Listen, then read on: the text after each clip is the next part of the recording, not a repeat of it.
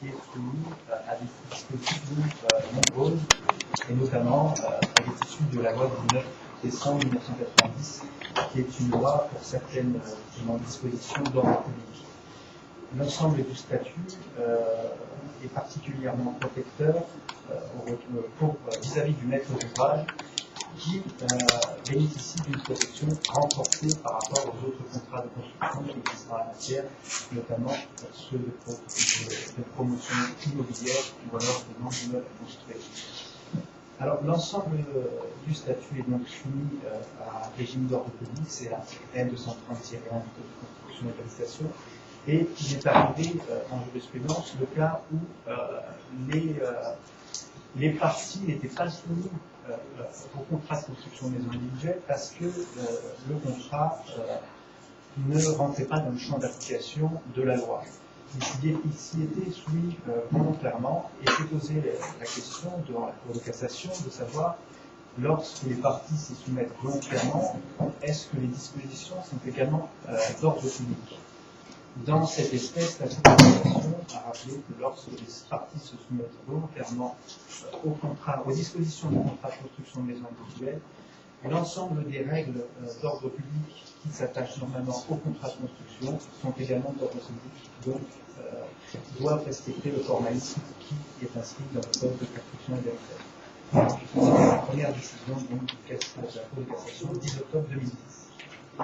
Ensuite, donc, comme vous le savez, je pense, ce contrat est écrit, nécessairement écrit, et doit respecter un formalisme particulièrement rigoureux. Donc, quand je regarde les articles L231-2 et la réglementation R231-1 à R231-4 du Code de construction et de l'habitation, qui oblige en fait le constructeur à mettre dans son contrat des mentions d'information générale, des mentions relatives à la construction, des mentions relatives au prix et à son financement, ainsi que les annexes. Donc sur ce point, la Cour de cassation, bien évidemment, sanctionne toutes les irrégularités qui sont contenues et qui se trouvent à l'intérieur du contrat de construction de maison individuelle, qui ne satisferaient pas aux dispositions qui sont contenues dans le Code de la construction et de l'habitation. Donc nous avons quand même beaucoup d'arrêts et beaucoup de jurisprudence de la Cour d'appel ainsi que de la Cour de cassation, beaucoup d'arrêts qui, en principe, lorsque les mentions obligatoires qui doivent figurer dans le contrat ne sont pas prévues dans le contrat de construction que vous avez éventuellement conclu, qui donnent lieu à des sanctions. Alors les sanctions sont principalement l'annulité du contrat de construction, mais d'autres sanctions suivant le problème qui se pose. Donc, je vais déjà commencer par les sanctions autres que l'annulité.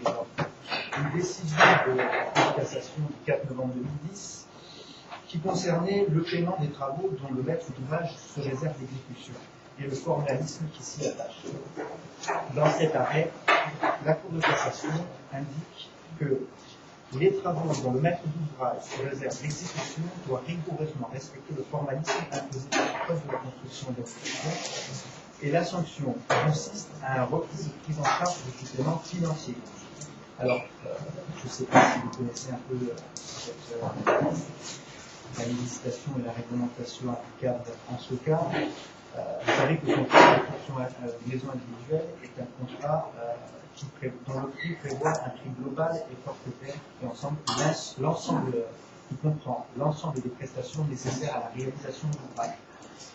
Donc, qui dit forfaitaire dit que le prix ne peut pas varier et en fonction des circonstances lors de l'exécution du chantier.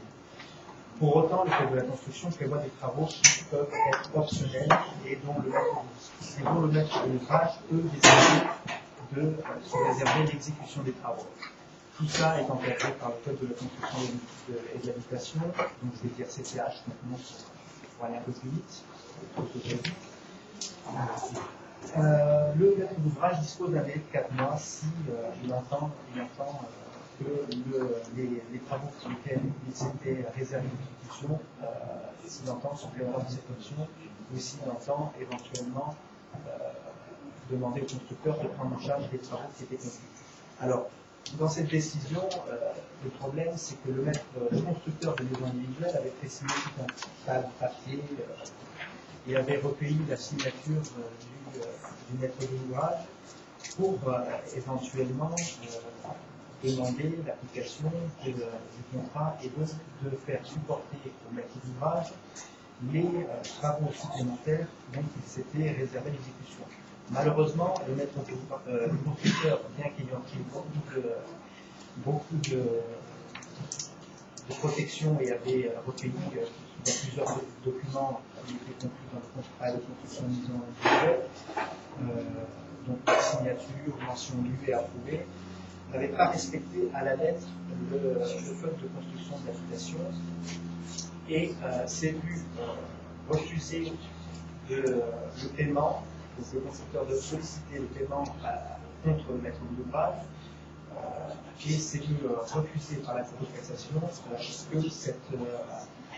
que le coût de construction supplémentaire soit supporté par le maître d'ouvrage, au motif que le constructeur n'avait pas respecté à la lettre les dispositions. Alors ce sont un peu les dispositions techniques, c'est les L231-2-D et les articles réglementaires 231-4 de construction de pression. Donc on voit là un sentiment, la Cour de cassation protège le maître d'ouvrage des sanctions et des irrégularités de forme qui sont contenues dans un contrat de construction de maison individuelle, et notamment lorsque des travaux supplémentaires sont demandés par le constructeur. Donc, au final, lorsque le constructeur de maison individuelle ne respecte pas les obligations précises et techniques qui sont contenues dans le CCH, celui-ci doit supporter les coûts des travaux supplémentaires. Une deuxième décision, alors qui concerne le mécanisme de révision des prix, et je suis toujours dans les sanctions qui sont autres que la nullité. Alors, il est possible dans un contrat de construction de maison individuelle de prévoir un mécanisme de révision du prix du contrat de construction. Donc, il y a deux modalités alternatives de révision qui sont prévues au choix des parties qui sont contenues dans le contrat de construction de maison individuelle. Et dans ce cas-là, vous avez soit la possibilité de demander la révision totale du prix qui s'exerce en une fois après l'échéance, ou la révision partielle du prix doublement encadré dans un montant en sa durée.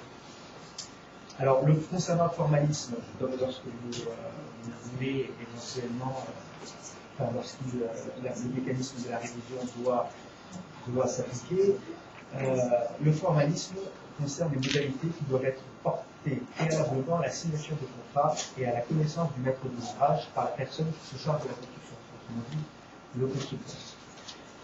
En l'espèce, donc c'était un arrêt de la Cour d'appel de Paris du 8 février 2012, donc très récent, considère que le contrat qui ne satisfait que trop partiellement à ses exigences, dans la mesure où il existait effectivement une mention manuscrite, le contrat stipulait qu'il était convenu que la révision du prix se ferait entre la date de signature du contrat et la date prévue par l'article L231-12 du CCH. La sanction applicable, c'est que le contrat n'est pas révisable. Donc lorsque, là encore, les dispositions du Code de la construction de l'habitation ne sont pas respectées, le contrat n'est pas révisable, et donc le constructeur ne peut pas demander la révision du contrat de construction. C'est un adhérent de l'association qui a fait cette jurisprudence. Alors ensuite, les principales sanctions en matière de contrat de construction individuelle lors de la formation du contrat, c'est la nullité.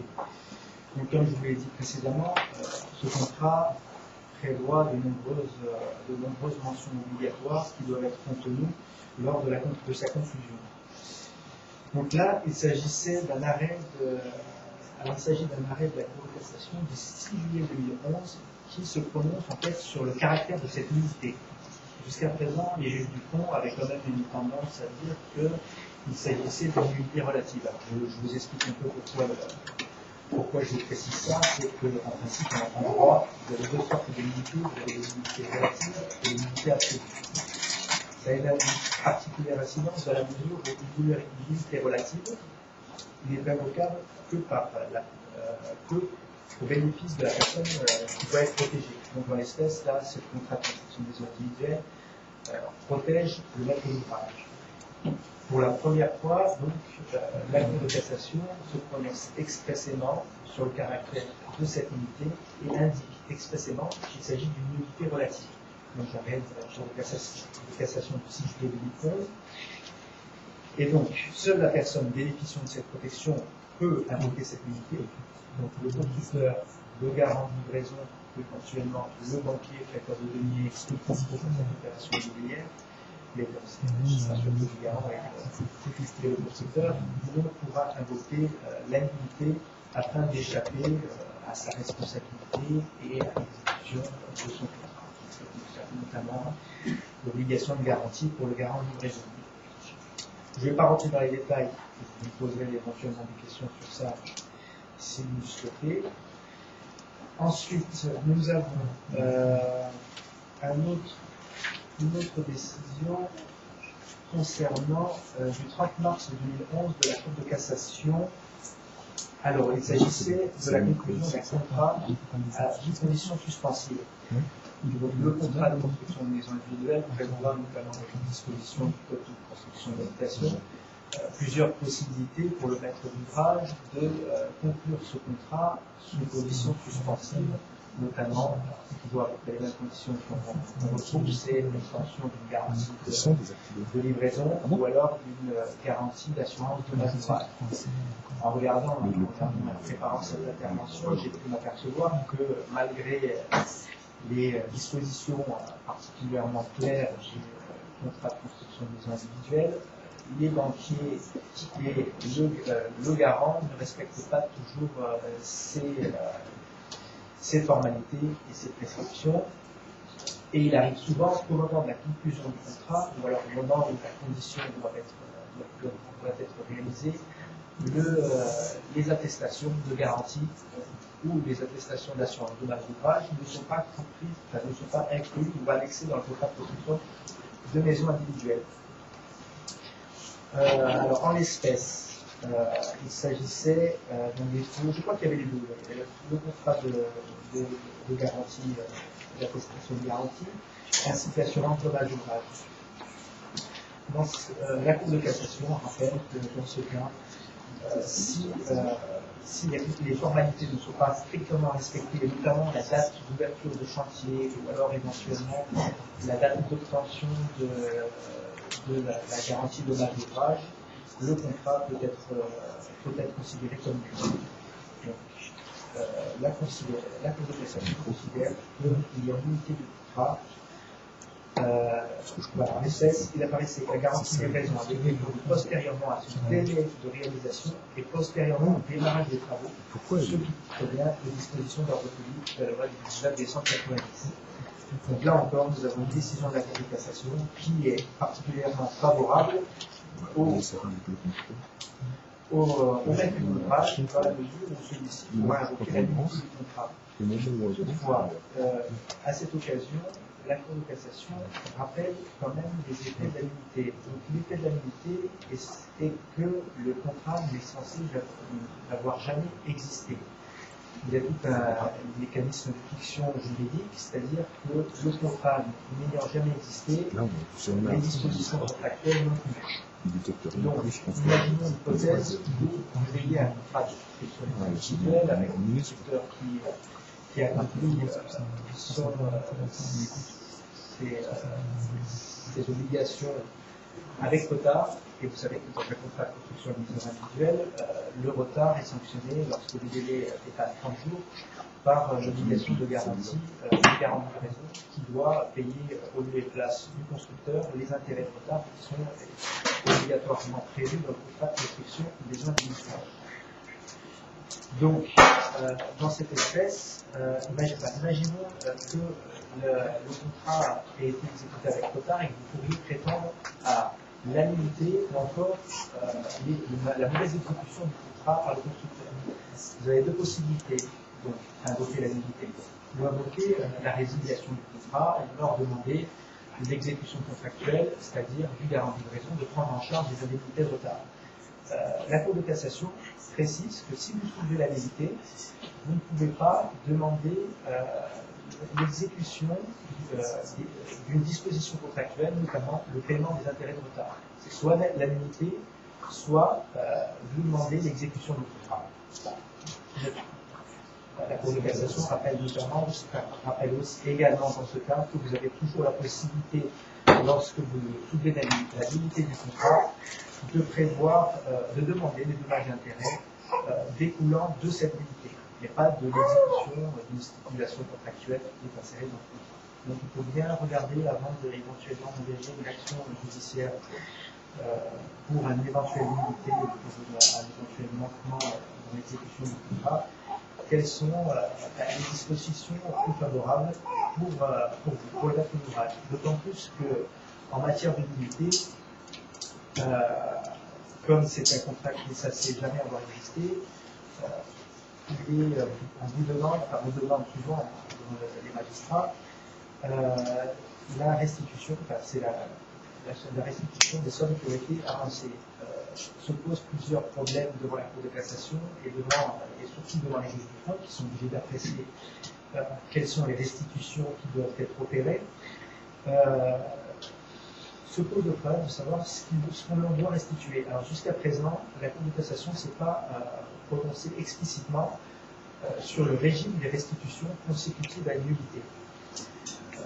Certaines cours d'appel sont très défavorables au maître d'ouvrage parce que les juges du fond estiment qu'un travail ayant été fait par le constructeur, celui-ci a le droit aux frais qu'il a exposés, c'est-à-dire au coût du matériau, ou alors au coût de la main-d'œuvre qui a été exposée lors de la construction. Alors, le maître d'ouvrage qui soulève la nullité est un peu embarrassé parce que le constructeur peut demander devant certaines cours d'appel, a obtenu dans certaines cours d'appel, le remboursement des frais qu'elle a exposés. Donc, on peut se dire, mais il n'est pas si intéressant que ça de soulever la nullité devant le juge. D'autres cours d'appel adoptent une position différente, plus favorable au maître d'ouvrage, en disant que le constructeur n'a droit à aucune indemnité du fait de cette nullité. Donc là encore, l'aléa qui peut exister sur les conséquences de la nullité doit faire vraiment prendre conscience au maître d'ouvrage que la nullité, bien qu'elle soit automatique lorsque les mentions obligatoires ne sont pas respectées notamment, peut arriver à des conséquences qui ne sont pas forcément favorables. Voilà, je pense que c'est les principales observations que j'avais à vous dire sur ça. Deuxième partie du propos, c'est l'obligation de garantie du garant de livraison. Je ne vais pas vous rappeler toutes les obligations du garant, mais en cas de défaillance du constructeur, le garant prend à sa charge le coût des déplacements des prix convenus dès lors qu'ils sont nécessaires à l'achèvement des travaux prévus au contrat. Les conséquences du fait du constructeur ayant abouti à un paiement anticipé ou un supplément de prix, et il prend en charge également les pénalités forfaitaires prévues au contrat en cas de retard de livraison.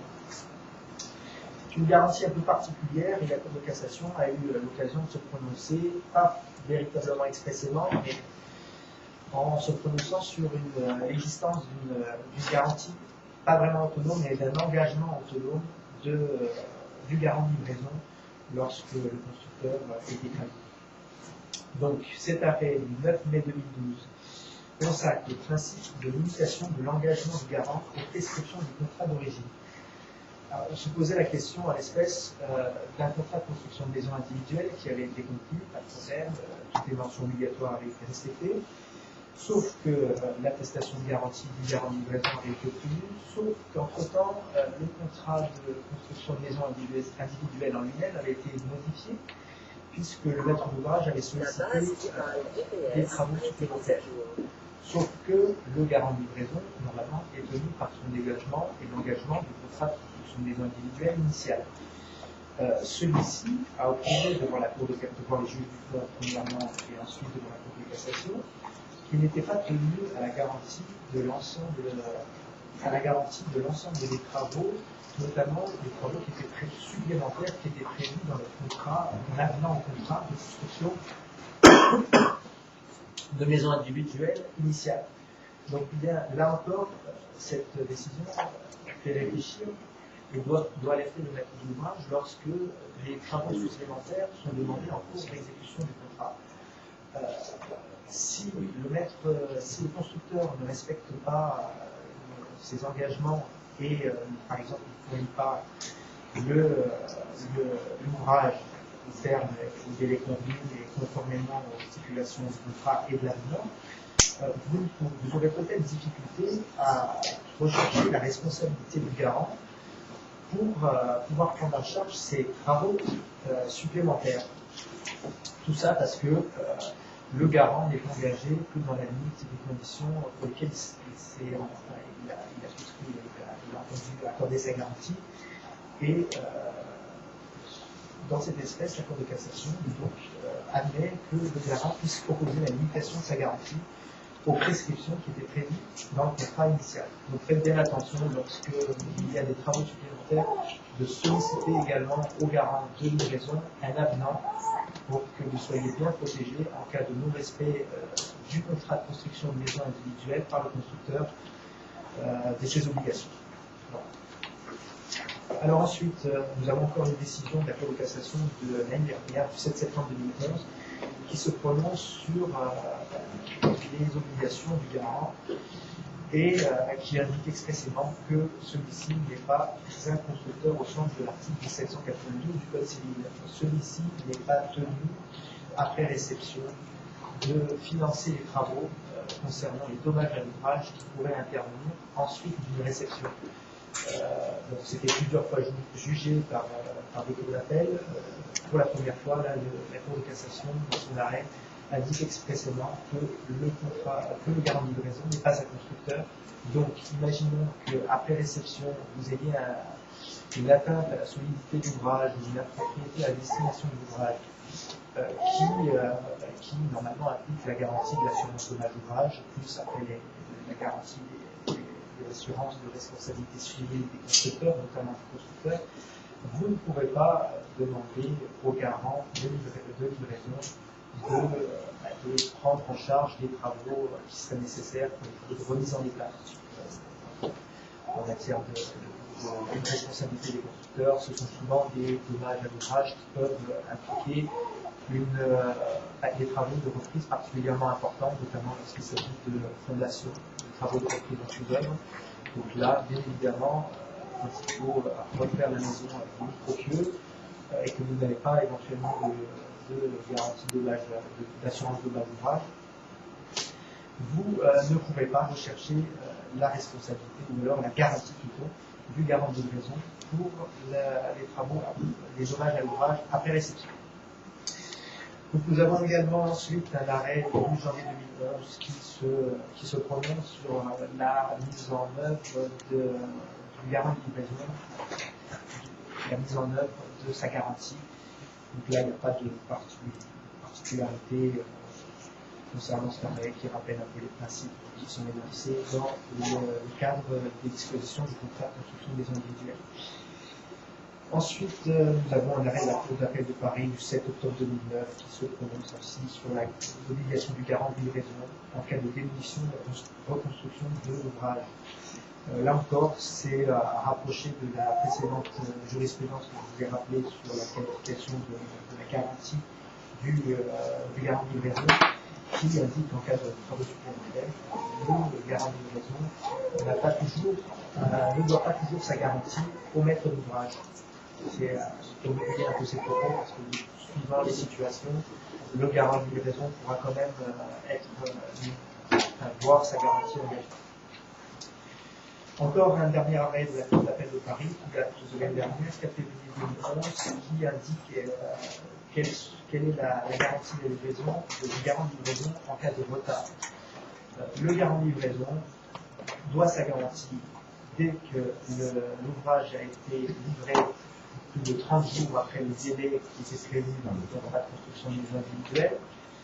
Et la Cour de cassation précise qu'elle ne doit pas garantir pour les indemnités de retard postérieurement aux 30 jours, mais à côté du premier jour.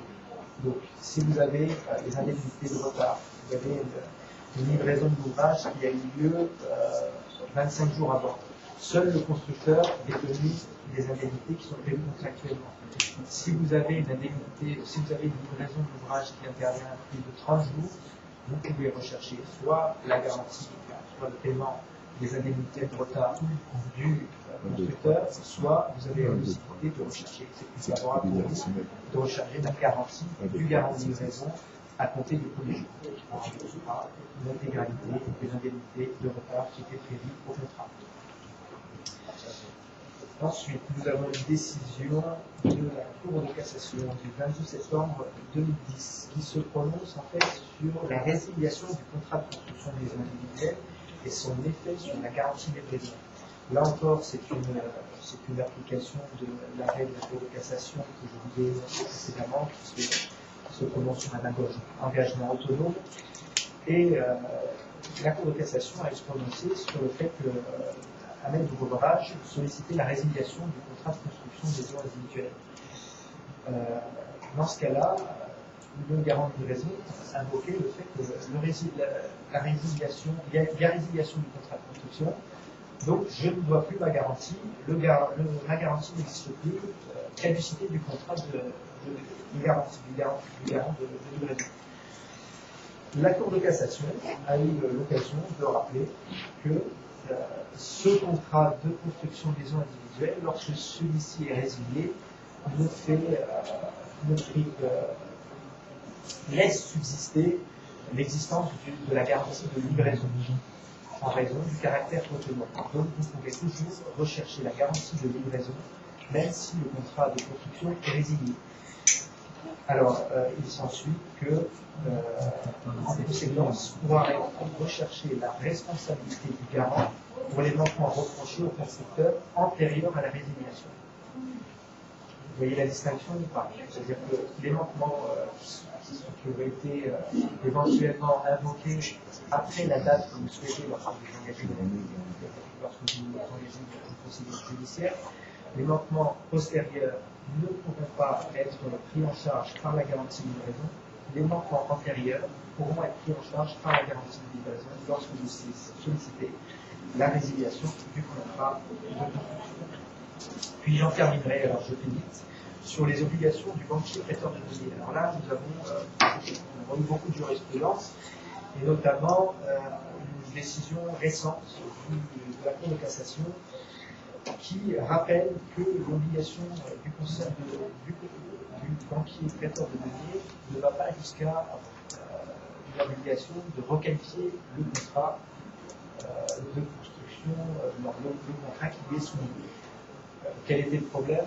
En l'espèce, c'était un contrat qui n'était pas intitulé contrat de construction individuelle, mais qui était intitulé promotion institutionnelle, un autre contrat. Et donc, ce contrat ne respectait pas les dispositions du Code de la construction et de la maison, construction et maison d'habitation. Le problème, c'est que finalement, ce contrat devait être régi par les dispositions relatives au contrat de construction des maisons individuelles, et donc toutes les mentions obligatoires n'avaient pas été respectées, puisque les parties n'avaient pas choisi, mais sans apercevoir, de recourir au contrat de construction des maisons individuelles. Était soulevé devant les juridictions et leur de cassation l'étendue de l'obligation du banquier prêteur de données.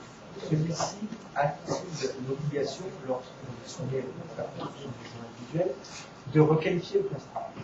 Alors, la Cour de cassation, sur ce point, explique très expressément que, en vertu des articles qui sont contenus dans l'article L231-10 du Code de la construction et de l'habitation, celui-ci n'a pas l'obligation de requalifier le contrat. Donc ça, c'est sur le fondement spécial, sur le fondement des dispositions spécifiques qui sont contenues dans le contrat de construction, dans le Code de construction et d'habitation. Excusez-moi. Par contre, ce qui est intéressant, c'est que la Cour de cassation se prononce sur le fondement de la responsabilité contractuelle de droit commun. Et là, sur le fondement de la responsabilité contractuelle de droit commun, la Cour de cassation rappelle que le banquier prêteur de données a l'obligation a une obligation d'information et de conseil sur le cadre contractuel du projet qu'il accepte de financer. C'est-à-dire que vous pourrez rechercher la responsabilité du banquier prêteur de deniers pour ne vous avoir pas suffisamment avisé sur les conséquences qui découlent du fait du non-respect du contrat de construction de maisons individuelles lorsque le contrat que vous concluez avec le constructeur entre dans le champ d'application. Vous avez il y a un champ d'application spécifique qui est prévu dans le code de la construction d'habitation qui dit que donc c'est pas plus de 2 logements et pour le même maître d'ouvrage, vous avez l'obligation de fournir un contrat de construction de maison individuelle avec toutes les règles qui s'appliquent et toutes les règles protectrices qui sont au bénéfice du maître d'ouvrage. Donc cet arrêt de la Cour de cassation qui est assez récent et qui fait suite à plusieurs revirements jurisprudentiels depuis quelques années déjà, indique que vous pouvez éventuellement chercher la responsabilité du banquier prêteur de deniers pour manquement à son obligation d'information et de conseil lorsque celui-ci conclut, remet son offre de prêt. D'accord. Ensuite, brièvement, parce que sinon je vais dépasser, vous avez toujours, ça vous concerne un peu moins, mais c'est l'hypothèse des recours du garant de livraison lorsque celui-ci voit sa responsabilité engagée à l'encontre du banquier prêteur de deniers. La Cour de cassation et les juridictions du fonds rappellent que le banquier prêteur de deniers peut toujours rechercher la garantie du banquier prêteur de deniers ou encore de l'assurance dommage ouvrage lorsque celle-ci a été souscrite. Ensuite, je vous dis une dernière jurisprudence. De temps en temps, le banquier prêteur de deniers sollicite conventionnellement la garantie du maître d'ouvrage pour ne pas avoir, respecté, enfin, pas respecté, mais disons, pour ne pas avoir forcément attiré l'attention, ne pas avoir pris connaissance, alors que les dispositions du code de la construction d'habitation sont explicites, du défaut ou des manquements qui peuvent être compris dans le contrat de construction de maisons individuelles. Il arrive que finalement vous n'ayez pas l'attestation de garantie livraison. Le banquier prêteur de deniers soulevait dans cet arrêt du 14 mars 2012 le fait qu'il appartenait au maître d'ouvrage, au premier chef, de veiller à l'obtention des garanties qui conditionnent la bonne fin du chantier. Donc, il espérait voir sa responsabilité atténuée et donc rechercher la responsabilité du maître d'ouvrage parce que celui-ci n'avait pas veillé à l'obtention des garanties qui doivent être annexées au contrat lorsqu'il y a conclusion d'un contrat de construction des individuels. La Cour de cassation, là encore, est favorable, est très favorable dans ce qui est logique au maître de l'ouvrage. Celui-ci n'étant pas professionnel, il n'a pas à voir sa responsabilité engagée par le banquier prêteur de deniers et seul le banquier prêteur de deniers voit sa responsabilité engagée en cas de manquement. Voilà, j'en ai terminé.